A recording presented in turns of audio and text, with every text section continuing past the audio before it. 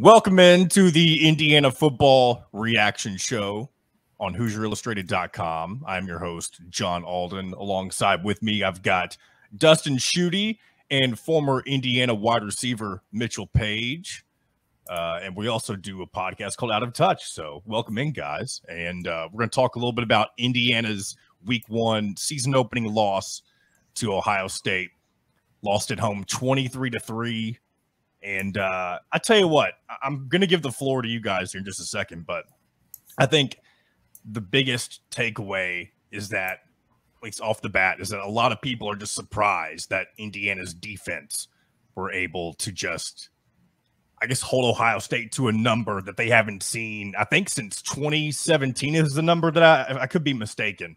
But I remember the people on CBS talking about that Ohio State hasn't been held to such a low number in quite some time. And the fact that the Indiana Hoosiers were able to do something like that is definitely a positive thing to take away from this first game for the Hoosiers. Yeah, Dustin, you want to kick us off? I got all kinds of thoughts. Anybody that knows me knows that I'm going to need some time here. So, Dustin, you go ahead. Yeah, that's true. So I thought you look at this game, and the thing that I kind of thought stood out to me most was you look at Kyle McCord's numbers, Ohio State starting quarterback, and when you look at what Ryan Day has been able to do with the quarterbacks he's had, Dwayne Haskins, Justin Fields, C.J. Stroud, basically get all those guys to the Heisman Trophy ceremony in their first season, you kind of just assume whoever's going to be the starting quarterback at Ohio State's going to have a great day. And Kyle McCord, look, for his first start, 20 of 33, pretty good, but no touchdown passes. He threw an interception. I thought Indiana's defense looked pretty prepared from the opening jump. The one thing that I thought, and I'm interested to get your thought on this, Mitchell, because in the second half, I mean, once Ohio State started to pull away, Indiana and Tom Allen caught some flack there towards the end of the first half for a fourth down call that they went for when it was, I think it was 10-3. And going into half, basically Gary Danielson was saying, hey, or it might have been 7-3 at that point, but Gary Danielson was saying basically just run the clock out and go into the halftime 7-3. Don't take any chances. But Indiana took a risk in that situation. And for me, I understand where the broadcast booth was coming from. But to me, you haven't beaten Ohio State since 1988 or 87, whatever year it was. You've got to take those kind of risks. So I was impressed with the defense. Obviously, the offense has a long way to go. But I do think that even though the offense struggled mightily, at least they took some risks in that game. And I think you saw that on that final possession that they had before the end of the half. Even though it was a turnover on downs, it wasn't just we are content to be here to lose this game. It showed to me that there's some fight. They had a little bit of ingenuity. They put some trust in their offense. Didn't work out, but I liked that play call in that situation. That's a great place to start, Dustin, because Twitter exploded. Gary Danielson, oh, why don't you just run the ball, just run the clock? That's fine. You can absolutely do that. When they lined up and snapped the ball, my first thought is, I love the choice.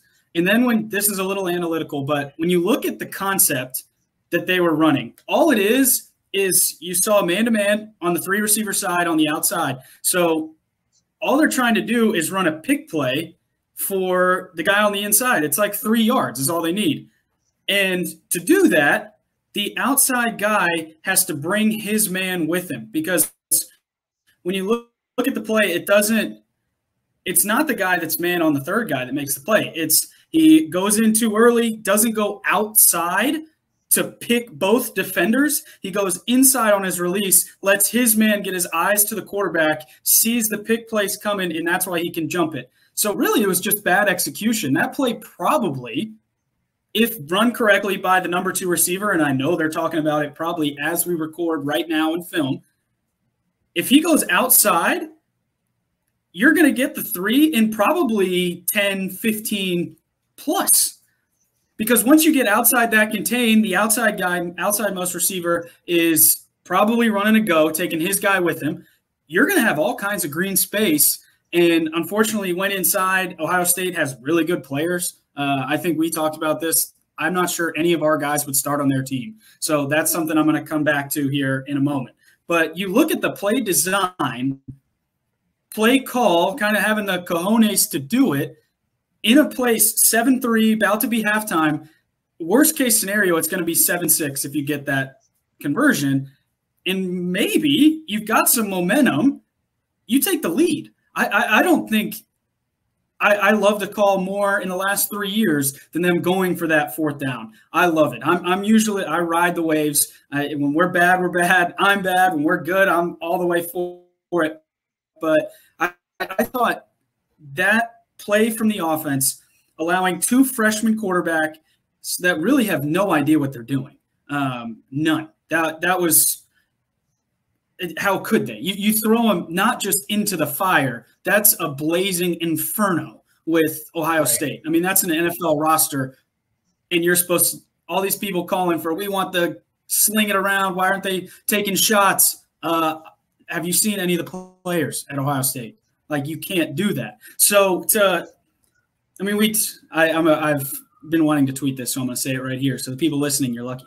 But you look at what's happened over the last 2 years when we tried to air it out against Ohio State with inferior players, inferior play design, inferior all kinds of stuff.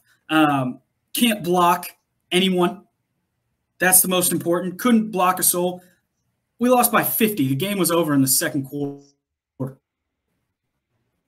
Now, they pulled away. They did, and there's a couple reasons for that. Mostly, Tom Allen hit on it a lot. Just crazy amount of special teams blocking the back, holding penalties that start us on our own 5-yard line, whether it's on punts, which we forced a bunch of, kickoffs, which I don't understand how you can block in the back on a kickoff. But it just – Indiana put themselves – by shortening the game, it doesn't allow Ohio State to get into any kind of offensive rhythm.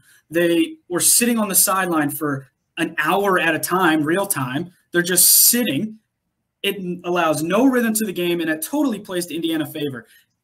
I thought the option at first, my initial reaction was, what in the world are we doing? I don't think either of our quarterbacks are very athletic, which is fine. I think they come in as being like dual threat guys. They might be able to make something out of a roll out of the pocket, but these are not Lamar Jackson. Like we're not, it's not 4.4 speed back there. But when you have the option, when you're running the option, particularly with the two backs, and whether that's coming in motion with Jalen Lucas, I would have liked to see him not running up the middle every time, more into space. But other than that, it allows the offensive line to be a little more confident, because defenses are taking a second to read what's happening. You can't just pin your ears back like they have been in the last 2 seasons, because we know we're dropping back to pass. We're down by 3 touchdowns already. I'm going to pin my ears back. This kid can't block me, and I'm going to get another sack. And then all of a sudden it's 3rd and 20. I'd be curious the stats, how many 3rd and 12 pluses we had. I know we had some negative plays, but a lot of times it was 3rd and 7, 3rd and 6. And we didn't convert on those plays, had some drops. Cam Camper had one that was surprising, that I think getting momentum into the season. He's coming off of ACL. You never know how a guy's going to react to that. I think we showed a ton of positivity, allowed the quarterbacks to get into a rhythm, get a little bit of confidence. They both completed some passes, because there was a chance that Indiana's season was derailed in the first half of that game. If you lose the confidence of the quarterbacks and they can't just look, I mean, Michael Penix lost confidence, and he's going to win the Heisman Trophy. So when you don't have a quarterback that can stand in there and deliver a throw on 3rd and 7 to keep the chains moving, especially somebody that has never played before, you just don't, you lose the season. The quarterback is the season. So when you allow these guys to get into a little bit of a rhythm, had some 3rd and 7s, but also had some 3rd and 2s, 3rd and 1s, got some conversions, got going forward. Yeah, I get it. We scored 3 points. We didn't make the plays we needed to make. We missed some key blocks, didn't go outside on a 4th and 2 and give up a field goal to go down 10-3 at half. Of course, there's all kinds of stuff that happened, and we had way too many penalties. But if you come out of this game thinking that Indiana didn't do what they needed to do to set themselves up for the rest of the year, I think you're crazy. Ohio State's 2 touchdowns came after Indiana pinned themselves back. These weren't marching drives or big plays. This is after the defense has been punching them in the mouth. They're repeatedly calling Aaron Casey the best player on the field. I think this is a ton of promise. My win prediction went way up for the rest of the year. I thought that was about as good as we could have hoped for. Score got a little ugly, but this was a football game with a team that's going to be in the college football playoff. And obviously a point of discussion that a lot of people were talking about leading up to the game was who the quarterbacks were going to be. Obviously, Tom Allen went with a 2-quarterback system. He mentioned in the post game that the plan all along was for Brendan Sorsby to start against Ohio State, Taven Jackson to start against Indiana State. What are your all's thoughts on that? And how soon does Indiana need to settle in on one quarterback before the rest of the season? Excuse me. I don't think you need to. I think if you can make this work, and I know that the old saying is if you have 2 quarterbacks, you don't have a quarterback. I don't necessarily subscribe to that notion in this instance because I don't think Indiana is good enough to be in that position where playing 2 quarterbacks is going to hurt them. I think you play to your strengths. I think when you have this situation, I think to Mitchell's point, if you have a guy that's struggling, you don't want him to get his butt kicked every week. You don't want him to go 9 of 25 and struggle throwing the ball and hinder his confidence. If it's Sorsby that's struggling, put Jackson in. If it's Jackson that's struggling, put Sorsby in. Now, what I will say is I do think it's probably not a big difference. I do feel like Jackson gives them a little bit more athleticism. So what would be interesting to me is I feel like in those games where you might think that the offensive line has, I don't want to say an advantage because I still think there's some work to do there, but on games where you feel like you can contain the defensive line and your quarterback's not going to be under pressure, those are the games I feel like Sorsby needs to start. And then those games like we're going to talk about Michigan, Penn State later in the year, when those teams come to town and you're going to have to run for your life, that's when I would probably start Taven Jackson. So I don't think they need to settle in on one. It's going to be interesting because I think the interesting thing, too, about what Mitchell was talking about, I think this offense that we saw from Walt Bell is a little bit more of what we saw from him when he was the OC at Maryland, and that is I got to get the ball to the playmakers, whether that's dump passes, whether that's screens, however I'm going to do it, a short passing game for the extension of the run game, however it's got to be, I've got to get the ball in the hands of my playmakers, and that didn't always result in guys launching 50-yard passes. You can get explosive plays by just a dump pass or shovel pass or something like that, and I think that's what he's hoping to do. We saw that a lot from Maryland. It worked. It got him to a bowl game in 2016, 17 maybe. I don't know, man. This is I'm going to be honest. I came into this season expecting to talk about the same thing every week with Indiana. And I think that there's a lot of positives that you can draw from this game, even though the offense was ugly. I think when you look at teams like Rutgers, Maryland, Illinois, even you could probably even throw Michigan State in there to some category. Purdue's defense did not look good. There's a lot. Louisville even struggled. There's a lot of teams that I think Indiana's offense may not have the advantage, but they're not going to be held to 3 points all season long. I couldn't agree more. The only thing I disagree with is the 2-quarterback system. I'm going to start there. You just can't get any momentum. I saw it with Trey Roberson, Cam Kaufman, Nate Sudfeld, the carousel of quarterbacks that I was with. You just never get any – we talk a bunch about rhythm and momentum. I talked about that with Ohio State's offense. You have to be able to get yourself in a rhythm. And even if you have some bad games, you have to be able to get yourself in a rhythm. So I would like to see them – I love that they're extending the battle 2 games into the season. You kind of get the volcano hot that is Ohio State. And hopefully you get a little more mild test in Indiana State to open up the playbook, draw up some of those bigger shots, longer shots, get yourself a little more explosive. And I think we'll see a lot more out of the quarterbacks, out of the playbook this week. There was a game within the game that was going on against Ohio State, not playing to lose, but playing to make sure you have a chance. And I thought that they did a great job this week. I'm hoping now to see let's let it loose. I think we're good enough, skilled enough to just kind of wear on Indiana State. winning by 1 is the same as winning by 100. Let's take some shots. The difference between Division I and Division I AA is just depth. So if the game is close in the first half, okay, let's just wear on him. Be aggressive. That's what I would like to see out of the offense. Defense, love to see the same kind of intensity that they brought this week. And I thought something you said was really interesting. Get Walt Bell, I thought the same thing, because he was at Maryland, I think, one of my last years, and the way that they played offense was so creative. They didn't have these world beater wide receivers. They had some shiftier dudes that were in the backfield, and unfortunately, Indiana's most electric player maybe in a decade. Every time Jalen Lucas touches the ball, it's an electric factory. Unfortunately, he's 105 pounds. So giving him the ball in the A-gap leads to him getting knocked off his cleat. They're knocked off his feet, decleated. Oh, hold on. I got a dog here. Hold on. Dogs are always. He's got a squeaker.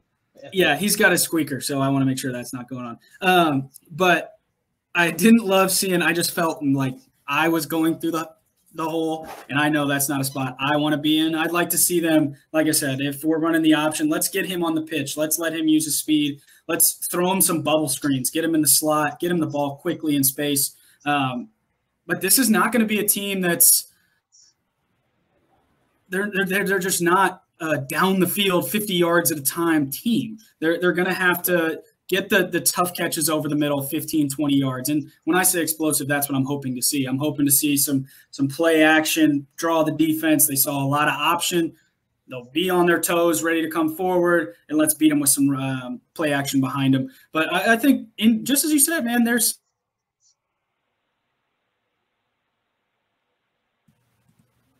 going to be left hanging on the edge of our seat with that one right there. Oh, there we go. He's back. Now I'm back.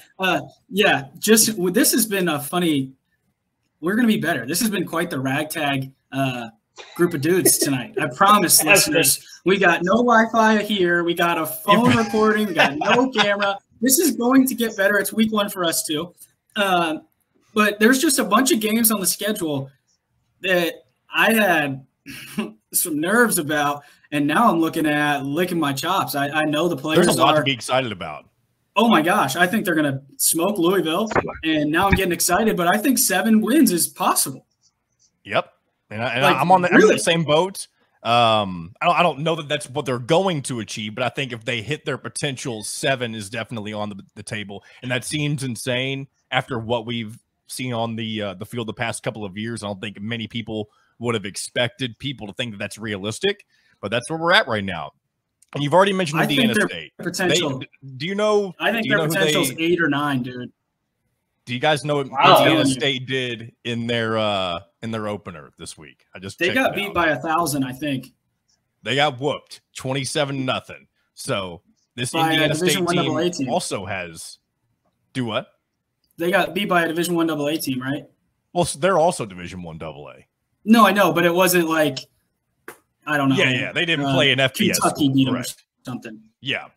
So anyway, though, Indiana State struggled against one of their own, Eastern Illinois, 27-0. Yep. It's definitely an opportunity for Indiana to show kind of what they can do on offense. I mean, if they we'll really know what type of struggles this Indiana team will face when they face more real competition if they have issues against Indiana State. If they can have things go their way all night long against Indiana State, then I think it's possible that we can obviously see them do the game the way they want to do the game against lesser Big Ten opponents as well, and against and Louisville, which is another one that we've mentioned as well. So a lot of things to be excited about. There are concerns. We've mentioned the quarterback situation already, and just the offense in general.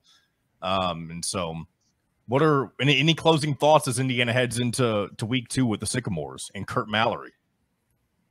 Yeah, I mean, excuse me. I think, again, we've talked about it. I think there's a lot of reason for optimism. I think you can look at the offense and look, there's no question that unit can get better and needs to get better. But I think that you are also playing one of the best defensive teams probably in the Big Ten week 1. You got to work some things out, new quarterback. The fact that this team did, and I know they only threw the ball 20 times in that game, but the fact that they didn't throw an interception, that's huge. And what's going to be really interesting to me is I also don't think, and Mitchell mentioned this to the game within the game, I would guess, I don't know, I would guess that playbook is pretty thick that Walt Bell's got. And I don't think that they pulled everything out that you're going to see from this team offensively, not even close. And I don't even think you're going to see it week 2. I think you're going to continue to see new wrinkles, and that's exactly what this team needs. It's been the same old thing for the previous years. I don't really know what they tried to do last year when he was the offensive coordinator. This looks way more like the Walt Bell that I'm used to seeing. Like I said, when he was at Maryland, I know things didn't go out well when he was head coach, but we can talk about the defense all day, but I think the key to kind of close this out, the key for Indiana to get to 6 wins, potentially 7, Mitchell's on the 8 or 9 win bandwagon already.